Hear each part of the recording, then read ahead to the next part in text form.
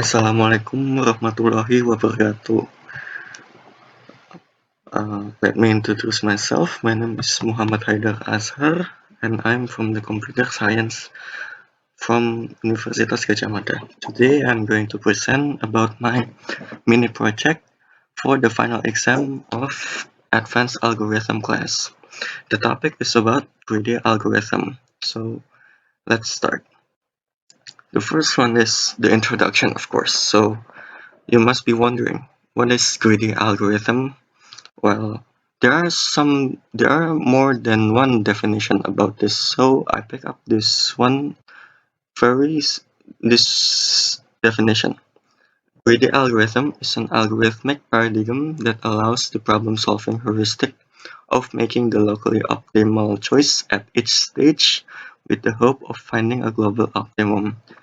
It may sound very complex from the sentence, so I decided to simplify this sentence into always makes the choice that seems to be the best at the moment. It means that makes a locally optimal choice in hope that this choice will lead to a better situation. I mean, like whether it be maximize or minimize, the main purpose is to be optimized. So once it on the process, it never goes back or reverse the situation. So each step that has already taken should continue until the end, never reverse the step. So there are five, of course, in algorithm, there are also components. In this time, there are five components of greedy algorithm.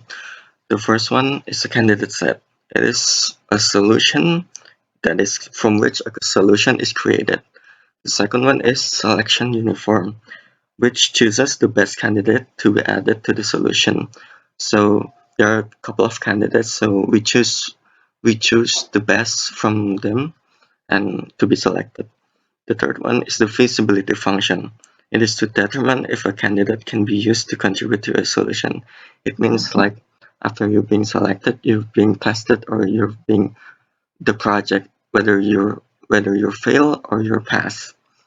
The fourth one is the objective function, which assigns a value to a solution or a partial solution. It's like after you've done your tests or your placement, you've been assigned to this part of the solution and you've continued the work in there.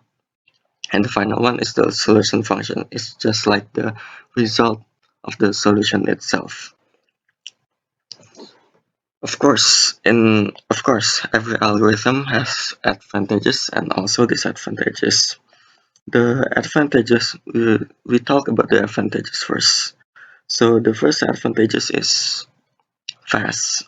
Well, why I said fast? Because this algorithm takes just a couple of seconds and without waiting for a very long time, and also it's simple and light. Why I said this? Because it tends to be much easier to code rather than any other algorithms out there. I mean, like analyzing the runtime for greedy algorithms, it's much easier than other techniques. But also, in spite of the fast and simple and light, there are also the disadvantages of this algorithm. The first one is not always come up with the most optimal solution. Just like I said before, greedy algorithms once they take one step further, they never go back. For example, like for example, I take a tree, there are 7, and then I take the right one, there are 13 and also 99, while the left consists of 5 and 102. It is very obvious that the most optimal one, or the maximal one, is 101. But they take the first step, which is the right one, is the most bigger, so that is very incompatible. It's very inconsistent of this. And also it is hard to prove the correctness of the algorithm. Like even though you've done this algorithm, you don't know, you can prove why is this correct and how to explain it to. It's just like It's just the originality. Talk about the applications. There are so many greedy algorithms can be applied into something. I picked five. The most common one. The first one is knapsack problem. Just like a few weeks ago in the video that Mr. Wahyono gave us, it's about knapsack problem. The second one is the traveling salesman problem. It's just like finding the shortest path. The third one is cross-scroll Prem-Borifka trees. Fourth one is the job sequencing problem, and the fifth one is the activity selection problem, which is I'm going to explain it in the next slide. So from those applications, I decided to choose the activity selection problem because it's the it's the one that I'm very familiar with. So what is actually activity selection problem is? So it deals with the selection of non-conflicting activities that needs to be executed by a single person or machine in a given time. It's just like in order to get the schedule to be proper, not clash with each other. So we decided to use activity selection problems in order to get it right and to be optimized and be efficient to the scheduling process. So I take an example from the quiz a few weeks ago in alloc. This is the question. It's given a task from April 20 until April 30 with given payment, and the question is, you can only please find the task order should be taken by you and you will get maximum payment. Explain how do you get this answer. So the first step is to create to visualize the date from each every task. For example, like task 1 is from 20 until 22 April. So we create an arrow from 20 until 22. And for example, another example again is task 2 from 28 until 30. Just like in the picture, we create an arrow 28 until 30, and so on until task 10. And the next step is in in an activity selection problem. The first step is to find the earliest schedule, the earliest task, and also the earliest task with the most early finish. In this picture, task one and task 4 is the most earliest task to be done, each from the date of 20 April. So after we chose between task 1 and task 4, we have to look when it ends. For example, like task 1 it ends in 22 April, whilst task 4 ends in 27 April.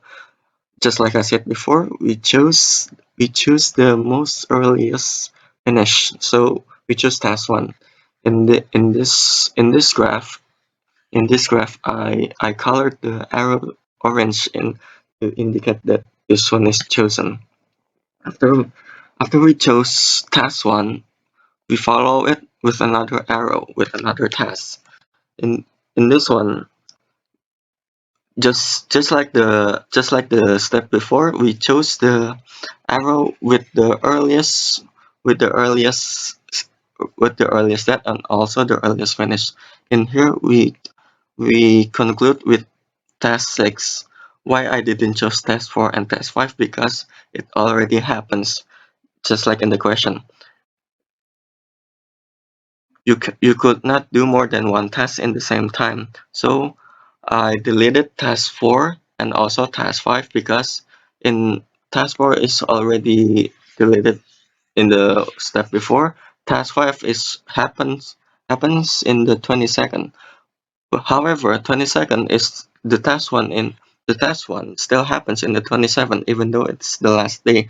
So I deleted task 5, and so I chose task 6 to be the next task. After I colored the task 6, I continue it with another one. Same as before, chose the earliest, but also chose the one that didn't happen before. In this one, task 3, rather than I chose task 10, 10, and 8, and also I chose task 7. I've concluded with this task. The order is task 1, which is from April 20 until 22, task 6 from 23 until 25, task 3 from April 26 to 27, and also task 7 from April 28 to April 29.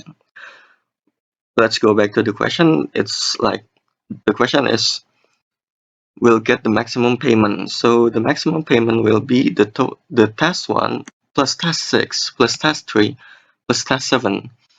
Here we go. We got 250 plus 350 plus 550 plus 300 equal 1,450,000 rupiah.